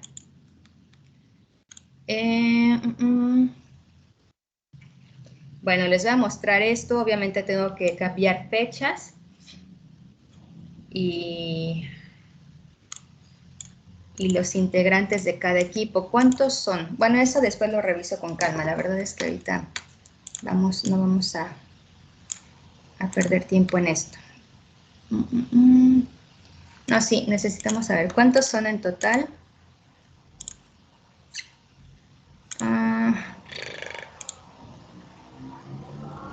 Bueno, después. Eso sí lo puedo comunicar después. A ver, compartir pantalla. Aquí está. ¿Qué van a hacer? Su proyecto final va a consistir en una revista digital de la historia del arte, que vaya desde la prehistoria hasta la Edad Media. No es la segunda vez. Ahora con la virtualidad, la verdad es que cambió mucho el proyecto final que se hacía en la presencialidad, les voy a comentar y les va a dar coraje. Pero no, este proyecto es muy bueno, me ha gustado. Antes lo que pedía era en equipos realizar un juego de mesa, ¿no? Que incluyera pues todos los temas vistos, información, preguntas sobre los temas vistos. Estaba muy divertido y la última sesión pues se intercambiaban juego entre equipos y me iban diciendo, a ver, ¿funciona? No, maestra, esto no coincide, no funciona, ¿no? Se ponía divertido. Pero pues no podemos hacerlo ahorita, ¿no? Un juego de mesa, y además consistía en el diseño del juego, en las ilustraciones del juego, en todo, absolutamente todo. Pero bueno, en esta ocasión, ya por virtualidad, lo que he estado haciendo es darle continuidad por medio de revistas digitales a lo visto en Historia 1, y como yo misma les imparto Historia 2, pues en Historia 2 es el tomo 2 de la revista digital, ¿no? Y la verdad es que me han entregado proyectos muy, muy buenos en cuanto a la revista digital. Entonces, después con tiempo me pongo a ver equipos, cuántos equipos y de cuántos integrantes cada equipo. Por supuesto, la fecha la tengo que cambiar. ¿Y qué va a contener la revista? Nombre del periodo o civilización. También hay algunos que a lo mejor se les conoce con otro nombre, mencionarlo también. Y tal como lo hemos visto, pues, o como yo he procurado abordar los temas. Primero, como el contexto sociocultural de esa civilización, y luego cómo se refleja esto en la actividad artística. Contexto sociocultural, cuándo surge, dónde surge y características generales de su modo de vida. Y entonces, el arte. Características del arte. Objetivo del arte, características, temas, técnicas y ejemplos. O sea, claro, no me interesa tanto que saturen de información, sino que sea lo más concreto posible y visualmente atractivo, ¿sí? ¿Cómo se entregará? El formato para realizar el trabajo es libre. Pueden usar algún programa que ya esté en las computadoras, pueden utilizar algún programa de diseño especial como, no sé, InDesign, aunque está muy pesado. Los programas que ustedes gusten, incluso aquellas páginas o que encontramos en internet que ya traen Canvas ahí, ¿no? Muchos lo han trabajado en Canvas. Hay muchas páginas que les ayudan a hacer estos formatos de revistas digitales. Entonces, es básicamente eso. Nada más que, pues, aquí no es complicado, siempre y cuando se sepan organizar re bien y que tomen en cuenta que es, pues, desde la prehistoria hasta la Edad Media, que es, pues, todo lo que abarca Historia del Arte 1. Voy a ver rápidamente si les puedo mostrar uno de los ejemplos de los que me han entregado en los semestres anteriores, para que se den una idea. Déjenme ver.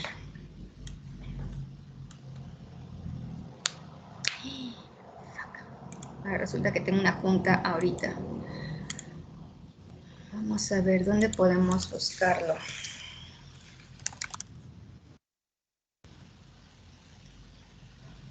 A ver, aquí hay revista digital. Vamos a ver.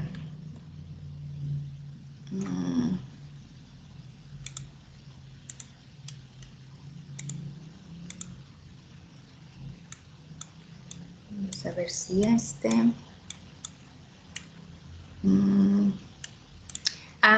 hay una página que creo que se llama Calameo o algo así, que le da este formato de que incluso como si le fueran ustedes pasando las páginas. Está padre. ¿Por qué esa no la abrió? Maestra, si en dado caso de la revista pesa mucho, ¿podemos poner solo el link? Sí, de hecho sí. Ya esas especificaciones las veremos después, pero sí. Igual solo me mandan el link, un link de Drive o del sitio donde lo hayan trabajado, y sí está bien. Sí, porque es imposible. Al correo a lo mejor sí se logra mandar, pero en la plataforma no, imposible. A ver, déjenme ver. Es que quiero buscar alguna de las que más me han gustado.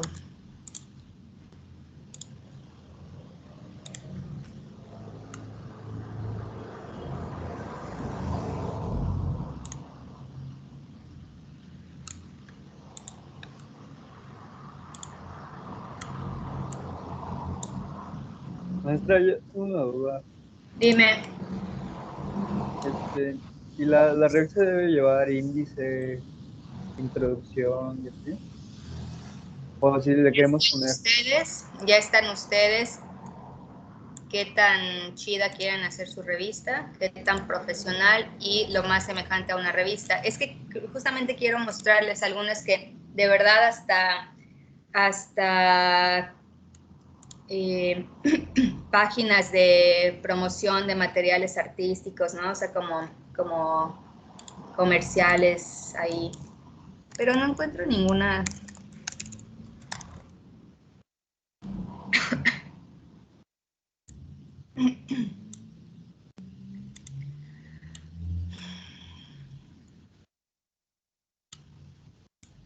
Bueno, vamos a ver esta.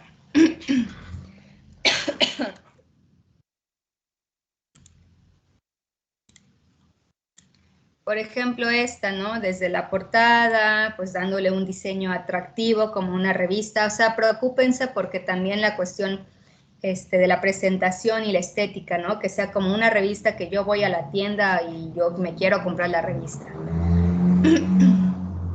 Ahí aquí tiene su índice, su promoción ahí de Ruma, etcétera. Y empieza.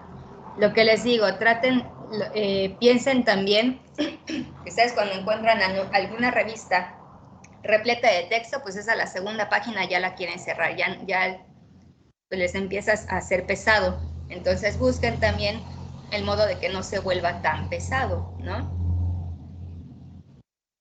Hay otras revistas con diseños incluso más propositivos. O sea, me han llegado pues, muchos tipos de revistas, ¿no? Pero nada más para que se den una idea. Hay otros que todavía hay como mayor dinamismo visual. Eso ya queda en ustedes. ¿Qué tal quieren hacer su propuesta, ¿no? de diseño?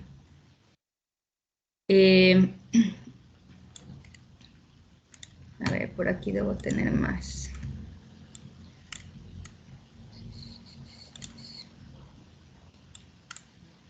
Esa es la que quise abrir y ya no abre. Pero bueno, nada más para que tengan ahí un pequeño ejemplo. Ya después igual y les mando otro ejemplo. Tendré que buscar algún otro. Pero entonces, en eso consiste. Yo voy a formar los equipos. Nada más que necesito tener el tiempo de sacar la lista y ver de cuántos integrantes. Yo calculo que también sea de 5 o 6 integrantes por equipo.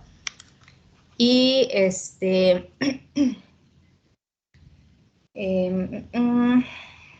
vamos a ver. Bueno, voy a pasar rápido lista y a lo mejor así puedo darme una idea de cómo formamos los equipos. Asistencia.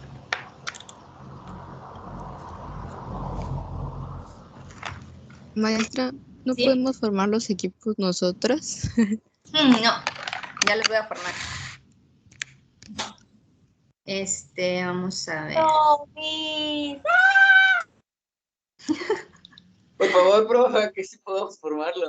Maestra, no se vale. Déjenos a nosotros. Ay, Dios mío. A ver, voy a pasar lista, ¿ok? Hanna, Presente. Iván, Presente. Sonia,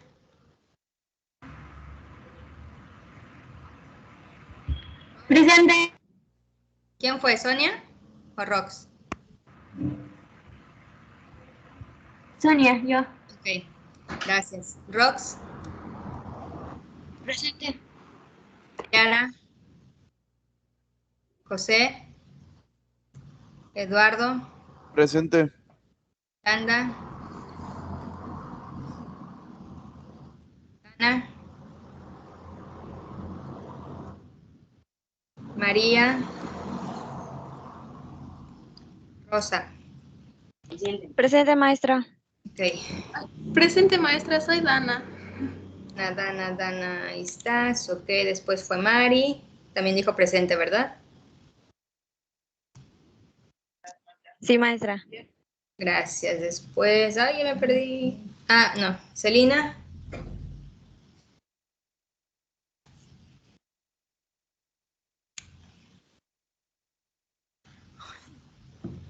Ok, gracias. Pues Axel. Presente y a favor de hacer nosotros los equipos. Dopo. Presente, apoyo a Axel. Once. Once. Argel. Ya sé que andas por ahí. Daniela. Presente. Presente, profa. Presente. Estoy a favor de Axel también.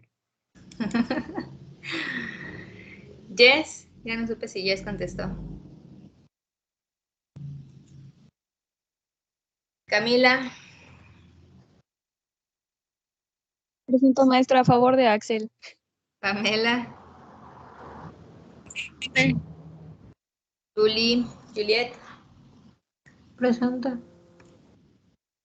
María Sofía. Presente. Ale. Presente. Karen. Presente y a favor de Axel y de los que están a favor de Axel. Benja. Somos Presente. axelistas. María Robles. Presente. David. Presente. Andrew. Majo. Presente. Dani. Presente a favor de Axel, maestra. Ali. Presente. Herves. Presente a favor de Axel, fan número 1. Ingrid. Me pegué. Ingrid, ¿no? ¿O ya dijiste presente? Ingrid. Sofía. Presente. Ok.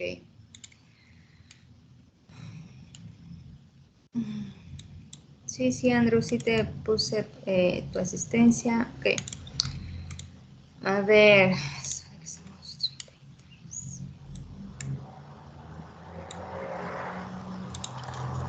A ver, permítanme. Con José no contamos. Esto vamos a tacharlo. Todos los demás sí siguen constantes.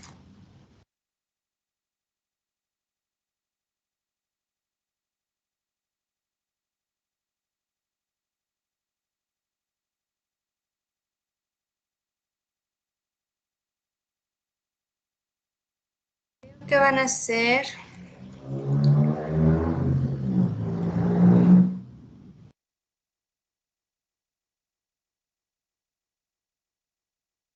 Maestra,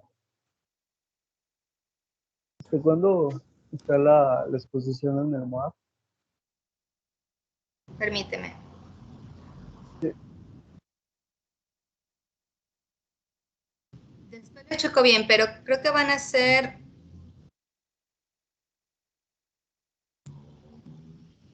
4 o 5 equipos.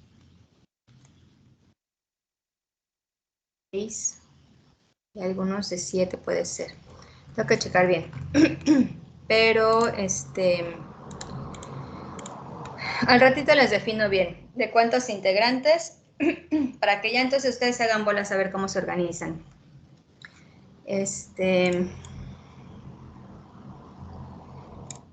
Lo de la MOAB, se supone que en cada sede va a estar un mes.